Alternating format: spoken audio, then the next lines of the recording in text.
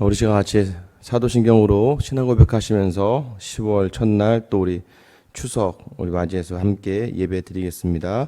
사도신경으로 신앙 고백하겠습니다. 전능하사 천지를 만드신 하나님 아버지를 내가 믿사오며 그 외아들 우리 주 예수 그리스도를 믿사오니 이는 성령으로 잉태하사 동정녀 마리아에게 나시고 본디오 빌라도에게 고난을 받으사 십자가에 못 박혀 죽으시고 장사한 지 사흘 만에 죽은 자 가운데서 다시 살아나시며 하늘에 오르사 전능하신 하나님 우편에 앉아 계시다가 저리로서 산자와 죽은 자를 심판하러 오시리라. 성령을 믿사오며 거룩한 공회와 성도가 서로 교통하는 것과 죄를 사하여 주시는 것과 몸이 다시 사는 것과 영원히 사는 것을 믿사옵나이다. 아멘. 찬송가 559장 찬송하겠습니다. 찬송가 559장입니다.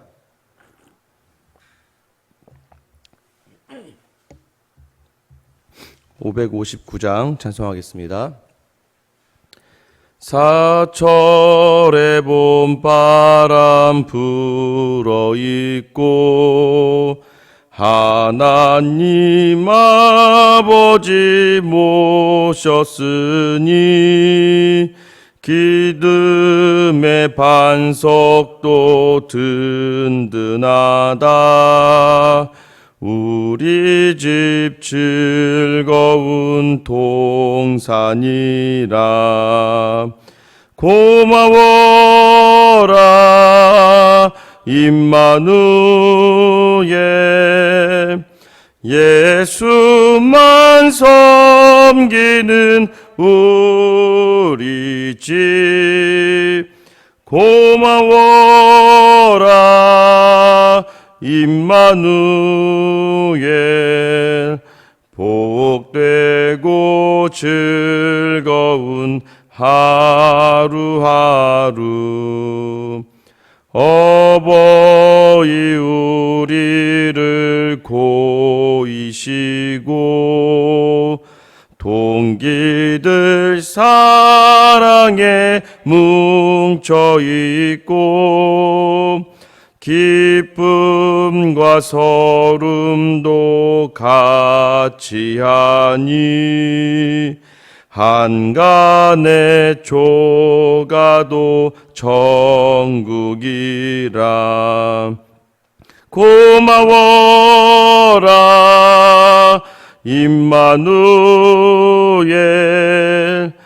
예수만 섬기는 우리 집.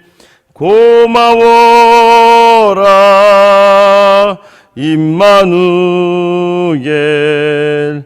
복되고 즐거운 하루하루. 아침과 저녁에 수고하여 다 같이 일하는 온 식구가 한 상에 둘러서 먹고 마셔. 여기가 우리의 낙원이라. 고마워라 임마누엘.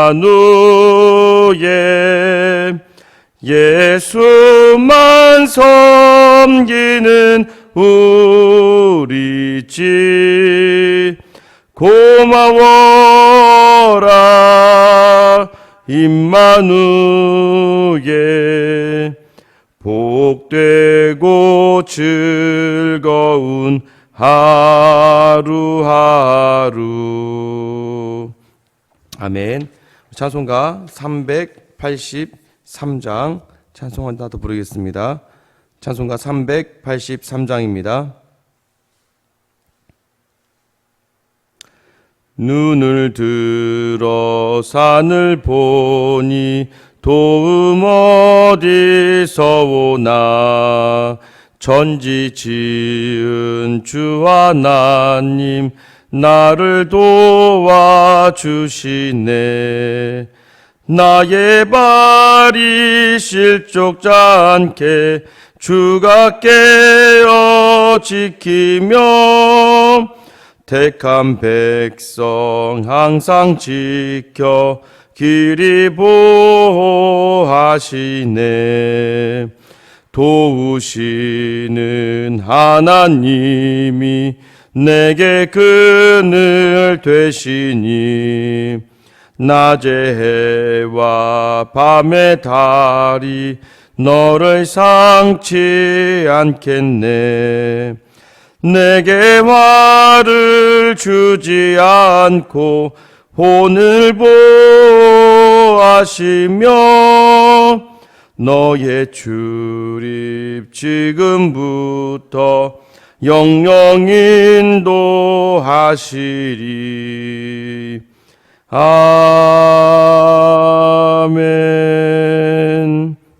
아멘. 오늘 우리 주시는 말씀 누가복음 9장 10절부터 17절까지 말씀입니다. 누가복음 9장 10절부터 17절까지 말씀 우리 함께 읽겠습니다.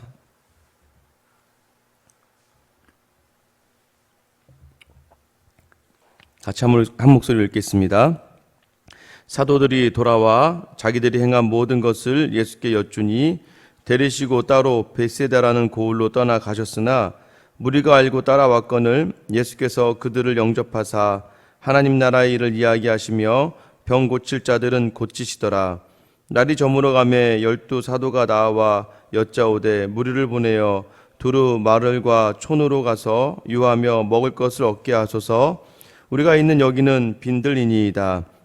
예수께서 이르시되 너희가 먹을 것을 주라 하시니 여짜오되 우리에게 떡 5개와 물고기 2마리밖에 없으니 이 모든 사람을 위하여 먹을 것을 사지 아니하고서는 할 수 없사옵나이다 하니 이는 남자가 한 5,000명 되미러라. 제자들에게 이르시되 때를 지어 한 50명씩 앉히라 하시니 제자들이 이렇게 하여 다 앉힌 후 예수께서 떡 5개와 물고기 2마리를 가지사 하늘을 우러러 축사하시고 떼어 제자들에게 주어 무리에게 나누어 주게 하시니 먹고 다 배불렀더라. 그 남은 조각을 12바구니에 거두니라. 아멘. 할렐루야. 오늘은 이제 추석입니다. 이제 같이 가족들과 함께 예배하게 되실 건데요. 이 말씀을 가지고 또 함께 묵상하려고 합니다. 오병이어의 이 사건은 믿는 사람들이라고 하면 다 알고 있는 사건 중에 하나이죠. 예수님께서 딱 5개와 이제 물고기 2마리로 5,000명, 여자와 아이들까지 하면 2만 명의 사람들을 다 먹인 그런 사건이에요. 생각만 하면 굉장히 풍성합니다. 한가위, 우리 추석이 모여서 가족들이 함께 하잖아요. 함께함의 이 풍성함이 넘치는 그 자리는 우리가 함께 했던 가족이고 또 추억이 있고 또 그 가운데서 나눔이 있기 때문에 그것이 더욱더 풍성해지는 것이죠. 마찬가지입니다. 예수님께서 오병이어의 사건을 통해서 우리에게 알고자 하게 하시는 것은 바로 우리가 한 가족이다라는 것을 알게 하시면서 교회에게 주시는 말씀이죠. 10절 말씀 보면 사도들이 돌아와 자기들이 행한 것을 예수께 여쭈었다라고 이야기합니다. 이 전 본문을 보면요, 예수님이 12제자를 사도로 파송을 해요. 파송을 해서 그들이 병을 고치고 귀신을 쫓고 또 여러 가지 기적과 이적을 일으키고 돌아오게 됩니다. 무엇보다도 말씀을 전하죠. 하나님, 예수님을 전하는 그 일들을 감당해냅니다. 그런데 자기들이 그런 일들을 하고 와서도 좀 신기한 거예요. 그래서 예수님 어떻게 할까요? 어제 이런 자기들이 일어났던 일들에 대해서 이제 말씀을 드리는 건데 예수님은 이들을 데리고 벳세다라고 하는 고을로 가십니다. 왜 가셨냐? 이제 우리 서신서에 보면, 다른 복음서에 보면 쉬시려고, 이제 너희도 좀 쉬자, 같이 좀 쉬려고 하는 찰나였어요. 조금 더 그 기적과 이적 가운데에서 잠시 여유를 가지고 좀 묵상을 하고 시간을 가질 찰나였는데 여전히 사람들이 많이 몰려옵니다.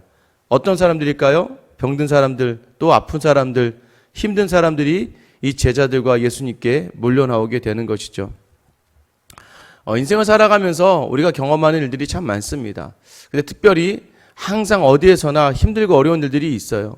제가 어저께 이제 그 말씀을 준비하면서 이제 새 가족과 드리는 그 예배를 준비하면서 이제 이어령 교수님의 이야기를 좀 나누었습니다.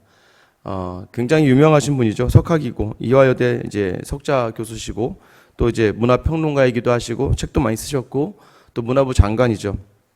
정말로 교회를 싫어하던 분이었습니다. 교회를 향해서는 뭐 독서를 날리던 이 분이요. 이제 2007년에 이제 하용조 목사님께 세례를 받게 돼요. 일본에서 세례를 받게 되는데 그러면서 그가 하는 이야기가 뭐냐면 내가 신에게 손을 내밀었다라고 이야기합니다. 내가 하나님에게 손을 내밀었습니다라고 이야기하면서 그의 삶이 완전히 바뀌어지는 것을 알 수가 있습니다. 이제 그분이 쓴 책이 지성에서 영성으로라는 책인데요. 왜 내가 예수를 믿게 되었느냐는 거예요. 원래 딸이 있었습니다. 딸이 이제 국제 변호사이기도 하고 굉장히 촉망받는 그런 딸인데 이혼의 아픔을 겪었어요. 또 이혼하는 과정에 아들이 하나가 있는데 아들이 자폐아인 거예요. 그러니까 그 아들을 키우고 이혼을 하는 중에 너무나 많은 스트레스와 어려움 가운데 있다가 이 딸이 암에 걸리게 됩니다. 근데 암에 걸렸다가 참 이 딸에게도 신앙이 좋았는데 특별히 수술을 하지 않은 채 기도하면서 이제 이 암이 낫게 돼요. 그런데 이제 그 이후에 이제 뭐 괜찮게 지내나 했는데 어느 날 이 딸이 눈이 보이지 않게 됩니다. 어느 날 갑자기 눈이 하나도 보이지 않게 되니까 이제 급하게 이제 아버지가 이제 이어령 교수가 미국에 가서 그 딸을 도와주러 간 거예요. 근데 이제 주일날이 되었습니다. 당연히 딸은 교회 가야죠. 아버지에게 교회 좀 데려다 달라고 이야기합니다. 뭐 눈이 안 보이는 딸이니까 어쩔 수 없이 본인이 데리고 갔는데 이제 작은 교회를 다니고 있었나 봐요. 근데 그 교회가 되게 이제 굉장히 화목했나 봐요. 분위기가 굉장히 좋았다고 이제 책에서 이야기하는데 그러면서 이제 찬양을 하다가 옆에 있는 사람 뭐 손도 잡고 축복다고 하니까 이 한국에 이제 석학이신 이분이 굉장히 낯설잖아요. 어색하니까 싫은 거죠. 하기 싫다고.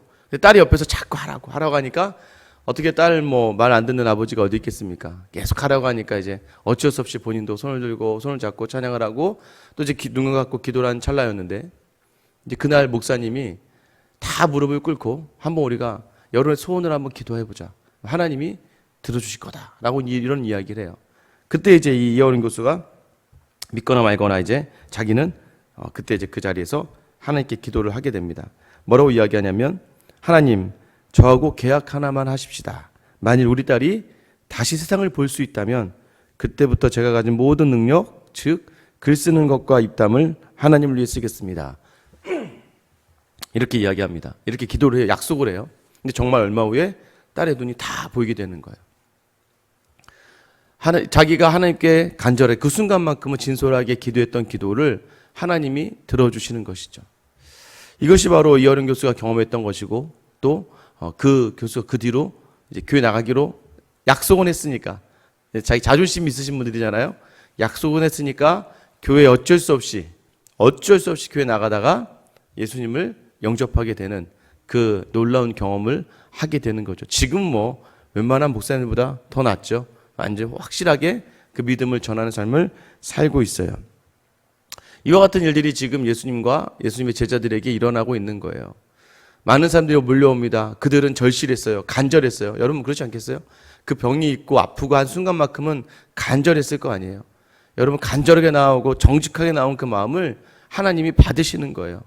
오늘 여러분이 드려지는 이 예배 가운데 또 여러분이 간절한 소망 가운데 오늘 기도하는 가운데 한번 잠시 기도해 보세요. 간절한 기도의 제목들. 하나님 제가 이것이 기쁘게 여기시거든 이렇게 해주시고 저도 이렇게 하나님 앞에서 결단하겠습니다라는 이 기도도 때로는 하나님이 들어주신다는 것이죠. 많은 사람들이 나왔습니다. 이제 예수님께서 병을 고치시고 또 많은 무리들 향해서 천국의 나라, 하나님의 나라의 일을 이야기하세요. 근데 정말 행복했나 봐요. 시간 가는 줄 몰랐습니다.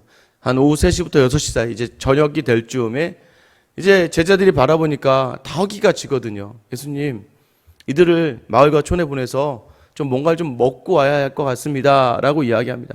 근데 왜 우리가 감당할 수 없으니까 이제 보내시죠. 더 이상은 우리가 할 수 없습니다. 라고 그때에 예수님 뭐라고 말씀하세요? 예수님께서 너희가 먹을 것을 주라 라고 말씀하십니다. 제자들이 어떤 사람들이었습니까? 여러분 사도들이 금방 뭘 하고 왔어요? 병을 고치고 왔어요. 축기를 하고 왔어요. 많은 기적과 이적을 행하고 왔어요. 그들이요 엄청나고 놀라운 일들을 행하고 왔음에도 불구하고 예수님 앞에 딱 온 순간 그 떡 하나를 어떻게 해결할 수가 없는 거예요.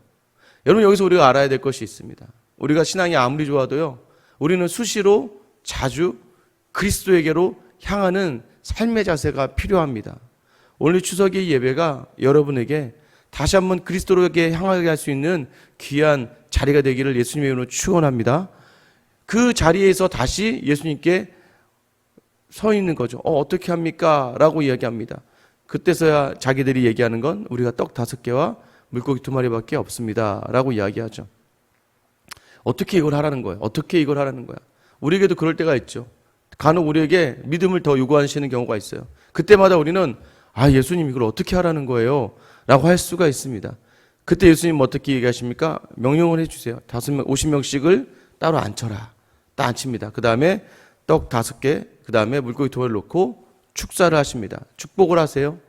그 다음에 그 떡을 제자들에게 줍니다. 오늘 제자들이 받았던 그 떡을 가지고 제자들이 그 5,000명, 2만 명에 되는 사람들에게 떡을 나누어 주죠. 어떻게 됩니까? 신기한 일이 일어나죠. 17절 말씀 보면 먹고 다 배불렀더라. 그 남은 조각 12바구니에 거두니라. 다 2만 명을 먹이고 먹고 배불렀다는 거예요. 거기 왔던 모든 사람들이 병 고침 뿐만 아니라 하나님 나라 이야기를 듣고 더 나아가서는 그들이 허기마저 채워지는 역사가 일어났다는 거예요. 오늘 예배 가운데 여러분의 가정에 있는 여러분의 허기진 것들, 필요한 것들, 그 놀라운 정말 그 은혜가 함께해서 글들이 이루어지는 역사였기를 주님의 이름으로 축원합니다. 글들이 있기를 소망해요. 그래서요, 예배하는 그 자체만으로도, 예수님을 붙드는 그 자체만으로도, 나는 아무것도 아니니까 예수님을 붙드는 그 자체만으로도 우리 가족에게 있는 여러 가지 기도의 제목들이, 여러 가지 염려의 것들이 다 해결되기를 간절히 소망합니다. 그리고 나서 어떻게 돼요? 여기서 끝이면 이제 끝이지만 다 배불렀더라. 해피엔딩이에요. 끝났습니다. 그게 아니에요. 여기서 특별하게 우리에게 주시고자 하는 말씀 무엇이에요? 제자들에게 우리의 초점이 맞춰지죠. 제자들은요, 기적과 이적을 행했음에도 불구하고 사람들 먹이는, 뭐가 죽겠습니까? 귀신을 쫓아내고 축사를 하고 여러 가지 기적과 이적을 일으키는 그 놀라운 일을 행했던 이들에게 이 5,000명의 사람들을 먹이는 일, 저는 이 기적, 귀신을 쫓아내고 죽기를 하고 병을 고치는 것이 더 놀라웠던 기적이었을 텐데도 불구하고 먹이는 일에 대해서는 아무것도 감당할 수가 없었었죠. 그래서 예수님이 말씀하시는 거죠. 항상 나에게로 와서 나의 것을 채워가는 것이죠. 그것이 무엇입니까? 오늘 예수님 주었던 떡을 받았던 제자들, 여러분 떡을 쫙 띄어서 주는데 띄어도 떡이 줄지가 않는 거예요. 여러분, 이걸 지금 누가 경험하고 있는 거예요? 제자들이 경험하고 있는 거예요. 제자들이. 우리에게 있는 은혜는요, 떼어도 줄지가 않아요. 왜요? 예수님이 우리에게 베푸신 은혜가 크기 때문입니다. 예수님이 우리에게 주신 놀라운 능력이 크기 때문에 여러분에게 또 요구하는 거예요. 이번 추석 명절입니다.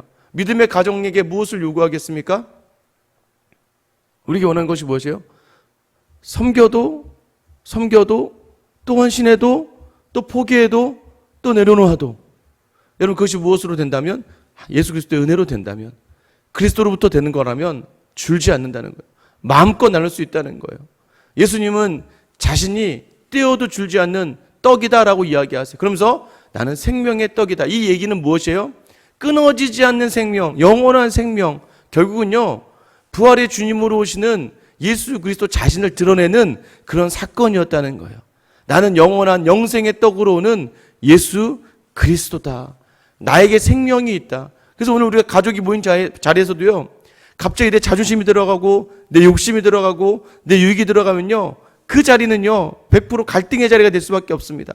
좀 나를 찌르는 말들, 세상적인 것들로 찌르는 말들. 이제 결혼하는 이제 형제 자매들에게 뭐예요? 너 언제 결혼할래? 너 계속 혼자 살 거야? 라고 얘기하면 어떻게 돼요? 나를 찌르면, 세상적인 기준에서 보면 세상의 말로 공격을 하다 보니까 내 안에 분노가 일어날 수 있어요. 됐어요. 정말 그런 얘기 하지 마. 그러니까 갑자기 분위기가 쌓여지는 거죠. 그럼 그럴 때일수록 웃으면서 넘어갈 수 있는 믿음이에요. 누구 때문에? 예수 그리스도께서 내게 허락하여 주신 자리이기 때문에. 오늘 이 자리가 복음의 통로가 되고 축복의 통로가 될 수 있는 건 우리에게 생명의 떡이 있고 우리와 함께 하시는 예수님이 있기 때문이에요. 부디 오늘 이 추석을 보내면서 저는 믿음의 가정 안에 더 있어야 될 것, 우리가 우리의 것을 더욱더 나누고 섬기고 희생함에 있어서 부족함이 없는 건 누구로부터 온 것이니까요? 예수 그리스도로부터 온 것이기 때문에 나눠도 떨어지지 않다는 걸 기억하셔야 돼요. 거기에만 생명이 있다는 것을 기억하셔야 돼요. 그렇지 않고선 다 죽음입니다. 한번 해보세요. 형제들이 모였는데요. 어느 집에서 갑자기 얼마 전에 내가 뭘 했는데 아파트 값이 얼마 올랐어. 이러면 갑자기 막 이제 머리가 어지러워지기 시작하고 막 뭐 이런 데 와서 그런 얘기를 하고 그래. 라고 하면서 얘기해요. 세상적인 이야기들이 가득 찬 그곳에서 우리가 온전하게 우리가 행복과 평화를 누릴 수 있는 것은 그리스도를 담아내는 거예요. 우리를 그렇게 부르신 거예요. 우리를 그저 떡으로만 먹이시지 않냐고, 그저 육체의 떡으로가 먹이지 않고 영생의 떡으로 우리를 채워주신 예수님께서 우리에게 원하시는 것이 무엇이에요? 너희가 가서 그 먹을 것을 주라.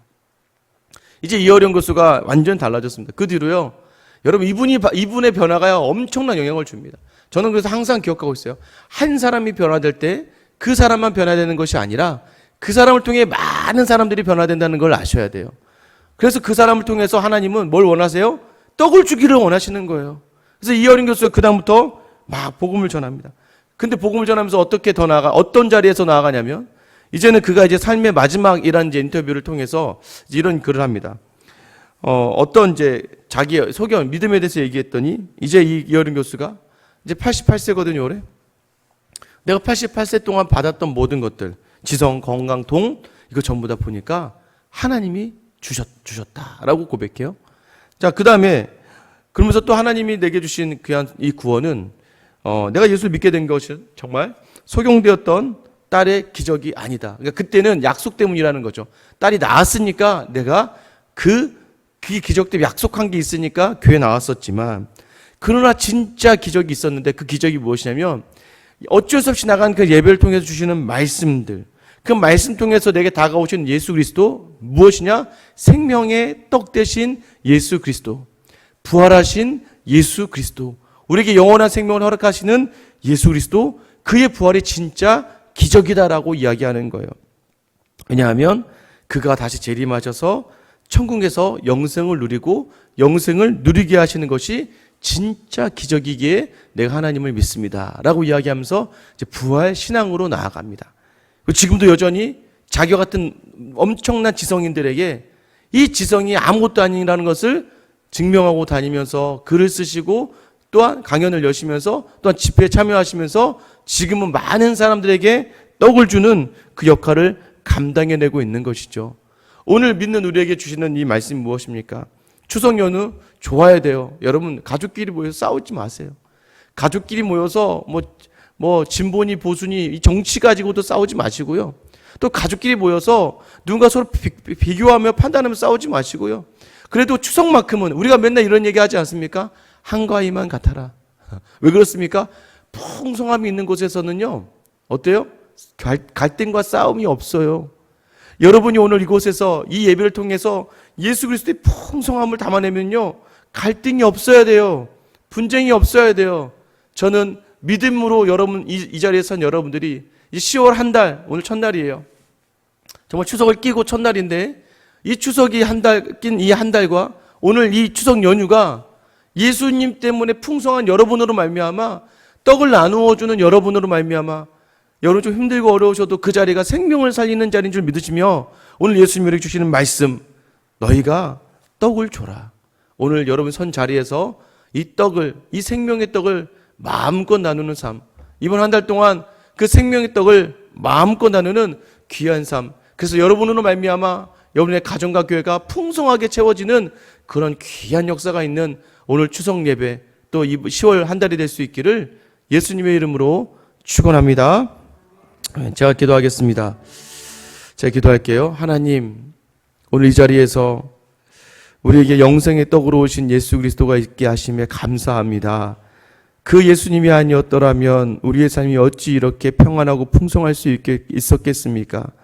하나님, 온 가족이 모여서 예배하는 이 추석의 자리에 주님 은혜와 사랑을 베풀어 주셔서, 특별히 먼저 믿음이 있는 우리가 이 믿음으로 말미암아 하나님께 영광 돌리며 나아갈 수 있는 귀한 시간 되게 하여 주시고, 우리를 통하여 떡을 나누게 하신 하나님의 마음 담아 우리가 서 있는 그 자리에서 오늘 추석 연휴 첫날 이 추석 연휴 명절의 자리에서 옆에 있는 가족을 마음껏 섬기고 더 나아가서는 10월 한 달 동안에 우리로 말미암아 가는 곳마다 풍성함이 넘치는 귀한 시간들 다 되게 하여 주시옵소서.